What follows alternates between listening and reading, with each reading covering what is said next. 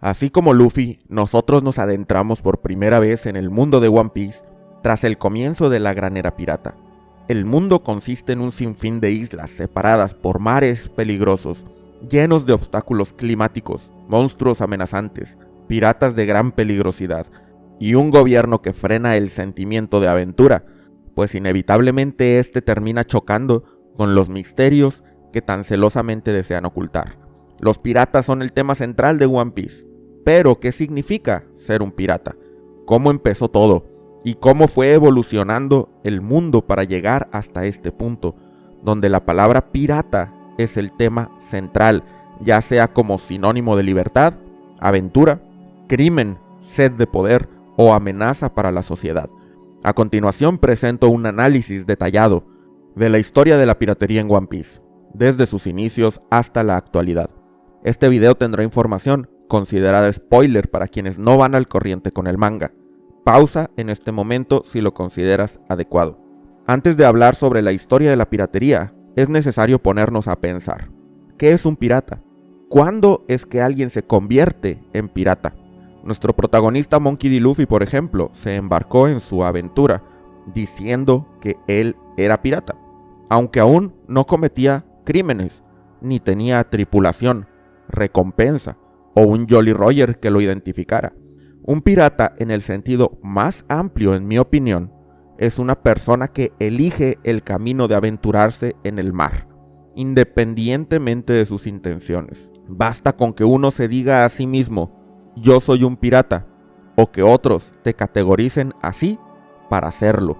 Las ambiciones y sueños de cada tripulación son tan variadas que resulta imposible dar una definición más precisa que eso, porque uno podría decir, bueno, un pirata es alguien que comete crímenes en contra del gobierno, pero están los Shichibukai, que son autorizados por el gobierno, o piratas como la Armada Jappo, que son afiliadas a un país que forma parte de dicho gobierno y por tanto son, a falta de otra palabra, legales. Así que en One Piece, la palabra pirata es simplemente la forma de referirse a gente del mar. Y quién es un pirata y quién no depende solo del juicio de uno mismo y el de los demás. Antes de crear One Piece, Oda escribió un capítulo piloto llamado Romance Dawn. En su primer versión, Luffy mencionaba que había dos clases de piratas radicalmente distintos. Los Morganir, que buscaban poder, eran ladrones, saqueadores y lo que la gente podría considerar malos. Estos eran la mayoría de los piratas y los que les daban la mala fama que suelen tener.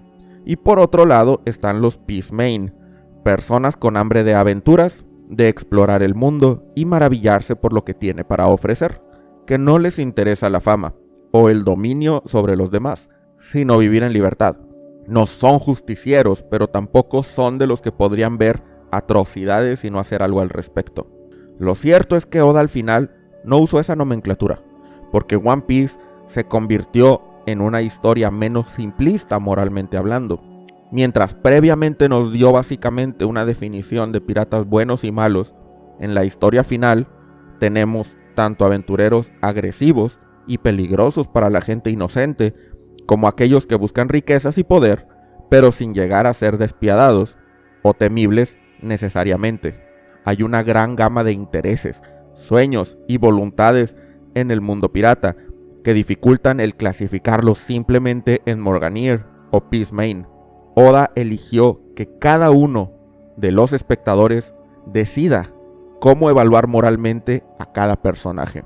Una vez que establecimos la ambigüedad de la palabra pirata en el mundo de One Piece, vamos al comienzo de todo, al primer pirata de la historia, Joy Boy. Gracias al mensaje del Dr. Vegapunk del arco de Egghead, aprendimos este dato. El personaje legendario, nacido en el antiguo reino próspero y llamado o quizá apodado Joy Boy, es la primera persona en la historia que fue nombrada bajo el término de pirata. ¿Cómo es que no había piratas antes de él? Oda nos dio la respuesta con dos principios clave. El primero viene de que el mundo en el pasado distante no era como lo hemos visto a lo largo del manga y anime. Era más parecido al nuestro. Había grandes continentes en el mundo, porciones de tierra en las que muchas civilizaciones vivían y podían comunicarse mediante transporte terrestre. El intercambio comercial y cultural podía darse sin necesidad de recurrir a la navegación, con la observación, claro, de que probablemente los habitantes de los diversos continentes no se comunicaban entre sí. Quizás ni siquiera sabían que existía algo fuera de las fronteras impuestas por el océano. También había islas, seguramente, así como en nuestro mundo, y aquí es donde muy posiblemente encontrábamos todas esas civilizaciones extrañas, ajenas a la imaginación de la gente que vivía en territorio continental. Razas como los Minks y los Tres Ojos, sitios con hábitats prehistóricos y toda clase de rarezas estaban confinados a pequeñas islas que estaban aquí y allá, lejos del conocimiento de la mayoría.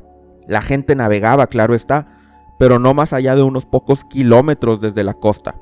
La segunda pista que nos dejó Oda sobre la navegación antes de la existencia de los piratas vino en el databook One Piece Yellow Grand Elements. Ahí él nos deja una frase que escribe de boca de Nami y que dice lo siguiente: en tiempos muy antiguos en los que no existía el arte de la navegación, la gente navegaba solo por la zona en la que podían ver la tierra. Da miedo estar en un lugar en el que no hay nada más que agua hasta donde llega la vista, ¿no? Entonces, los humanos encontraron una de las marcas con las que no se perderían sin importar su ubicación. Esa referencia es la estrella polar. Incluso hubo un tiempo en el que se creía que la estrella polar era el punto hacia donde señalaban las agujas de las brújulas. Me siento afortunada de haber nacido en esta era, porque puedo salir a encontrarme con los tesoros de todo el mundo. Para esta conversación quiero enfatizar en la parte en donde Nami nos aclara que en el pasado la gente temía al mar y solo navegaban hasta donde la tierra podía seguirse viendo en el horizonte.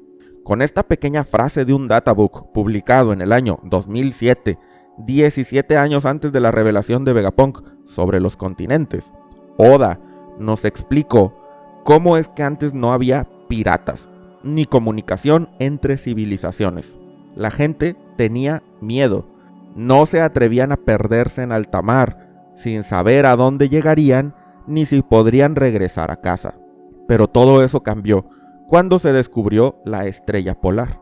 Probablemente esto fue un descubrimiento de Joy Boy o de alguno de sus primeros nakamas antes de salir al mar, pues él fue el primer pirata después de todo.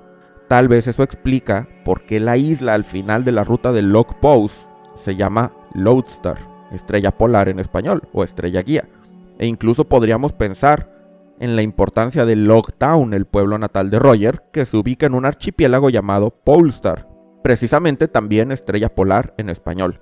Sin divagar demasiado, gracias a la navegación apoyada por la posición de las estrellas, Joy Boy pudo salir del reino avanzado que lo vio nacer y así conocer el mundo entero. De manera que el primer pirata fue un aventurero, un Peace Main, según la clasificación inicial de Oda. Y entonces, él solo al comienzo fue visitando nuevos lugares, haciendo amigos y revelando que el mundo es explorable, que no hay que temer y que la recompensa es grande. Conocer nuevas tierras, nuevas culturas. El planeta es muchísimo más vasto de lo que la gente de ese tiempo creía. Y es natural que algunos decidieran acompañar a Joy Boy en esos viajes, formando la primera tripulación pirata. Y tiene sentido que otros decidieran crear sus propias tripulaciones. Seguramente, Joy Boy no escondía su conocimiento sobre la astronavegación, es decir, la navegación guiada por las estrellas, donde unos ven aventura, otros ven dominio, gobernantes, gente con afán de poder, e incluso otros aventureros que no querían precisamente viajar con Joy Boy, seguramente comenzaron también a explorar el mar luego de hacer contacto con él y aprender. Muchos de ellos debieron haber visto en estas aventuras más allá del horizonte una forma de expandir sus territorios, de conquistar y adquirir poder. Y así es como tal vez Joy Boy, sin querer, dio pie a la creación de los piratas que según Romance Dawn serían catalogados como Morganier. En cierta manera Joy Boy rompió el equilibrio que tenía el mundo. Si en este periodo todas las razas, todos los reinos se hicieron a la mar, ya sea en busca de aventuras y poder. Entonces, ¿cómo podemos decir quiénes eran piratas y quiénes no? En mi opinión, en este punto de la historia, todos podían serlo, solo era cosa de perspectiva. Para un reino en particular, si otro venía a invadirlo desde el mar, ellos eran los piratas. Así, entramos a una época en la que quizá todos, incluidos los 20 reyes fundadores, podían haber sido nombrados así. Y con eso me parece que se originó la primer gran era pirata. Y uno de los puntos clave del siglo vacío. Joy Boy conocía cada vez más lugares y hacía más amigos. Sus aventuras parecían no tener fin, pero tras de él dejaba una estela de influencia, dando la posibilidad a muchas naciones, razas y tribus de salir y buscar, para bien o para mal, lo que hay más allá del mar. Así que si bien Joy Boy, el primer pirata, quería conocer el mundo, terminó quizás ocasionando indirectamente, claro, pero aún así en consecuencia de sus acciones, un sinfín de guerras entre facciones que apenas se estaban conociendo. Comenzó la lucha por el dominio de los recursos, y de pronto el mundo ya no era tan vasto ni tan desconocido. Para las naciones más poderosas, el planeta azul se volvió un objeto codiciado. Es entendible que si una civilización que vivió toda su vida en una relativa paz, de pronto ve que un ejército de barcos llega del mar a invadir, comenzará a tener miedo a los incursores del océano, a los piratas. Y así es como la palabra se volvió con una connotación más negativa que otra cosa. Aunque Joy Boy llegaba a un sitio sin ninguna intención nefasta y hacía amigos, la mayoría de estos piratas saqueaban y conquistaban. No solo eso, razas que antes estaban completamente incomunicadas comenzaron a enfrentarse y a salir de sus pequeñas islas. Los humanos, que probablemente dominaban los continentes, de pronto se vieron con la realidad de que el mundo alberga seres mucho más poderosos. Gigantes, Lunarians, Minks, Gyojin, civilizaciones con tecnología inimaginable. El mundo se volvió caótico y un lugar temible. Y todo, claro, comenzó con el primer pirata. No es realmente concluyente hacer un análisis del siglo vacío. Se necesita mucha imaginación, dada la falta de información que hay. Pero es muy posible que no solo Joy Boy, sino otros piratas legendarios se alzaron en este tiempo. Gente notoria tales como el primer Vanderdecken, Davy Jones, el primero en la línea de los piratas gigantes de Elbaf y el primer Don de la Armada Japo, entre muchos otros que aún no se nos han presentado. La guerra del siglo vacío duró por décadas y culminó con un resultado desastroso. El mundo se hundió 200 metros en promedio y los continentes desaparecieron. De pronto, la navegación se tornó muchísimo más importante que antes. Reinos que previamente podían comunicarse por tierra ahora estaban divididos por el extenso mar. La piratería, por lo tanto, estaba destinada en este nuevo mundo a ser todavía más importante. Pero con el fin del siglo vacío, vino la fundación del gobierno mundial. Y sus fundadores sabían bien que nada bueno resultaría de dejar que todo siguiera sin control. Las barreras de la Red Line y la Gran Línea servían de algo, pero además debía limitarse el viaje marítimo. Los reinos afiliados tendrían que pedir permiso para navegar entre los 4 sectores del océano llamados colectivamente los Blues y la Gran Línea, conectados por la frontera natural y política que ahora conocemos como la ciudad santa Marilloa. Toda embarcación debía aprobarse para poder salir de su mar de origen y hacia los demás. Aquellos que se arriesgaran a cruzar la Reverse Mountain corrían el riesgo de perecer en el intento, y aunque lo lograran, solo podían llegar a un lugar en específico, el comienzo del paraíso. Así que el mundo pasó a una situación en la que la navegación se volvió más importante, pero también más peligrosa y más controlada por un sistema que, tras vencer a su mayor rival, tenía todo el poder para ejercer un control sobre el mundo entero. El codiciado planeta azul ahora sí tenía un dueño. Y aún así siguieron existiendo tripulaciones pirata. La armada Japo que mencioné anteriormente era una de ellas, o al menos yo creo que fue así. Don Chin Yao fue su 12º capitán, y si pensamos en la sucesión de esta armada como un reinado, y tomando en cuenta la esperanza de vida de los humanos, tal vez el primero de ellos sí vino en este lapso, en el siglo vacío poco antes. Los piratas gigantes son otro ejemplo de tripulaciones que pudieron haberse originado en el siglo vacío, y que continuaron teniendo influencia en la región de Warland por siglos, con una esperanza de vida 3 veces mayor a la de los humanos y una fuerza descomunal. Estos piratas contribuyeron a darle la fama a Elbaf como una potencia mundial, de la que gozan hasta el día de hoy.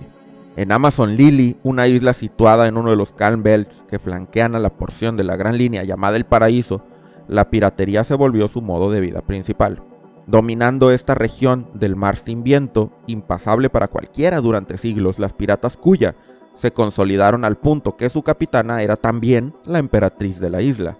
Por su parte, los descendientes de Vanderdecken continuaron perpetuando el legado del holandés errante, buscando en el fondo marino el regreso de la princesa sirena de leyenda, amiga de Joy Boy y de gran relevancia en el siglo vacío, Poseidón.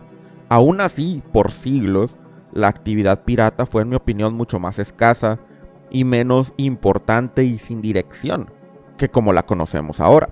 La leyenda de un tesoro al final de la Gran Línea existía, pero era poco conocida o se pensaba que era solamente un cuento. No había un movimiento pirata que tomara en serio la búsqueda de tal tesoro.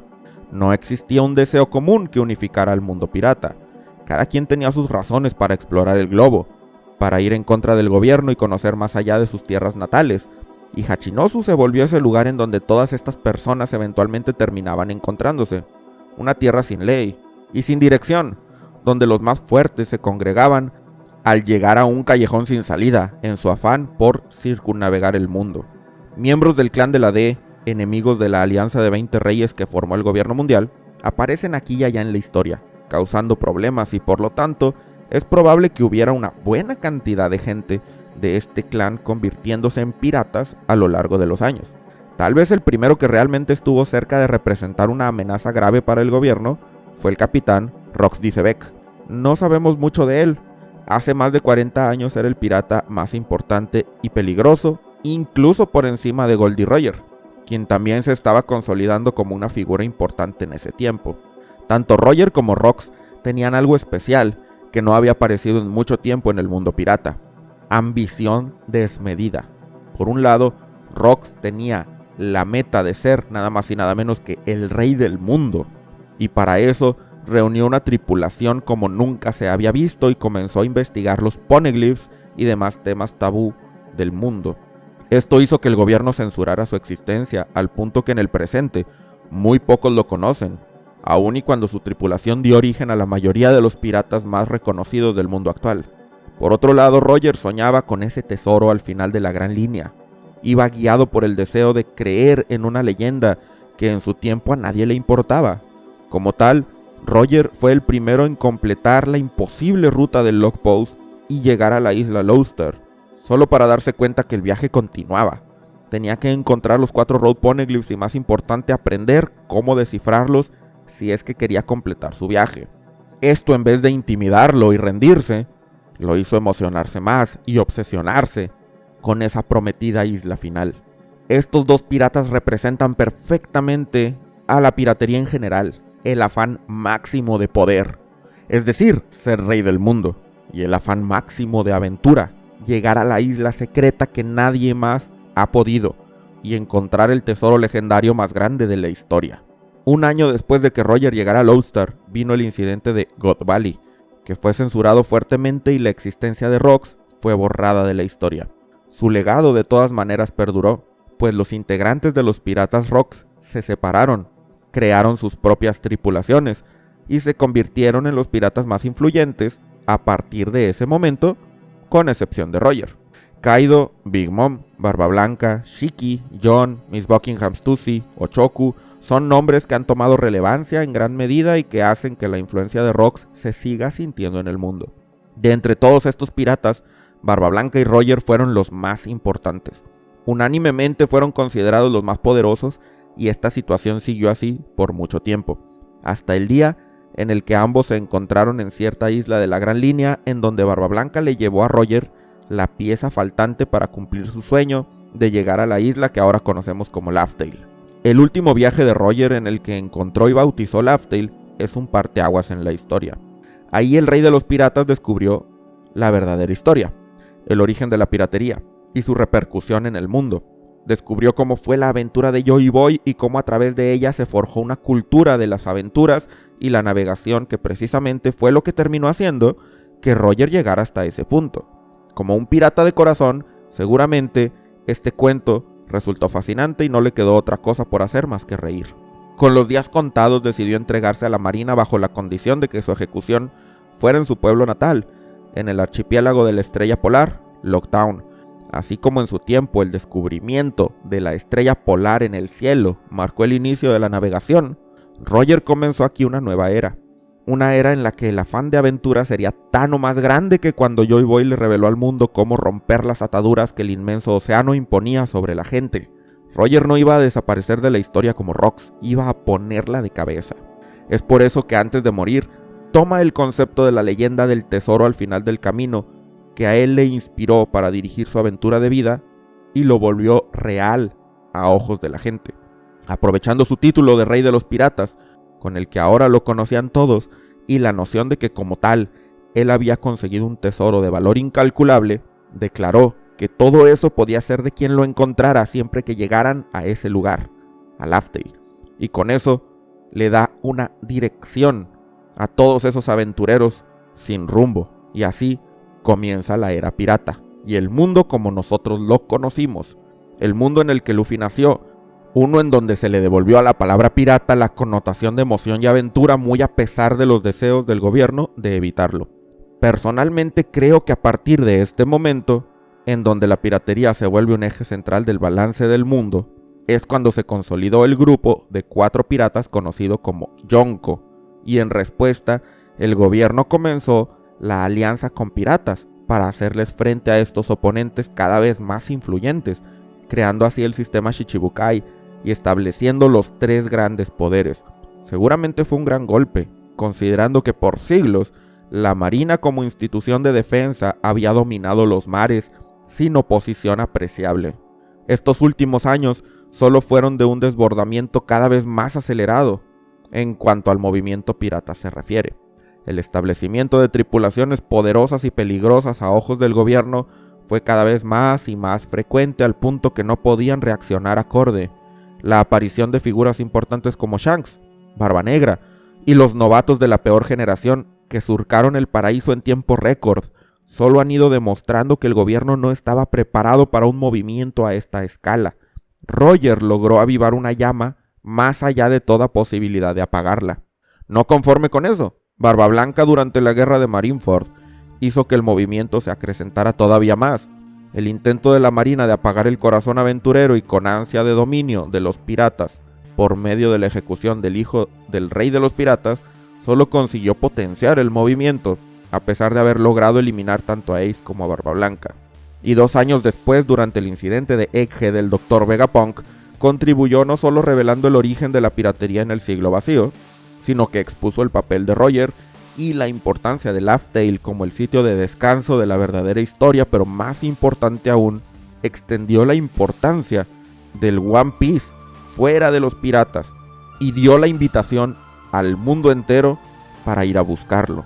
Si todos en el mundo, marines, aventureros, criminales, reinos enteros, cazarrecompensas, se embarcan en el mundo de One Piece en busca de este tesoro, entonces, ¿cómo podemos definir ahora lo que es un pirata? De acuerdo con mi vaga definición del inicio de este video, no queda más que decir que después de los esfuerzos de Roger, Barba Blanca y Vegapunk, al día de hoy probablemente, al igual que en el pasado, todos serán piratas. Espero que este video te haya gustado y si fue así agradeceré mucho tu like. No olvides dejarme todas tus teorías y comentarios y suscríbete al canal para más contenido de One Piece. Muchas gracias a todos los miembros por su apoyo. En esta ocasión agradezco especialmente a Netamita, Brian Zambrano, Tiago Suárez, Carlos Díaz Huerta, Mr. Don Lufito, Box Dago, Edgar García, Jorge Quero, Guata con 3T, Luffy the Monkey, Binu, Jorge Gaiborg, Estives Castaño Vallejo, Andrea Sanabria, Carlos C.A., Omar HS, LG, Cristian Negrete, El Indio Olivera, Resident Evil, Ariel Puca Morales, Sig, Andrés Miñán, Ay Pero Que Rico, Paulo Ulises, Javier Garrido, Magnus Z González, Escualo D, Jordan BMX, Thunderblader, Shaggy de Lazo, Nicolás Pino, Kanshoki, Casoli, José Alarcón, Abraham SL, Juan Cris Jiménez, Daniel Ortiz, Gastuchili, Nicolás Rojas, Johan de Martínez NC, Rincón de Van, Oiram, EDS, Miguel Fonseca, Jesús Novelo, Helix, Zafudel, Meumastery, Songold, Starnik, Yerak, Dingdon, Maggie MB3587, Cocoto, Parce Breto, Renato González, El Panadero, Samuel Elías, BC Belmont, Pulga, Juan Carlos, Mortos MX, Carlos V. Cofla, Daniel Cedeño, Tadoquiari, Carlos Palomino, Jack de Pájaro, Víctor Miguel, Cocoma, Coy, Porpulcat, Richicero, Aburrido pero Útil, Jair del Ángel, Bolan 24, La Bondis, Alberto García, Valdric Runhart, José Enríquez, Federico Juárez y Miguel Cuda. Si quieres unirte a los miembros del canal, aparecer en los agradecimientos y tener acceso anticipado a los videos, haz clic en el botón de unirse o en el enlace en la descripción. Muchas gracias por haberte quedado hasta el final y nos vemos en el próximo video.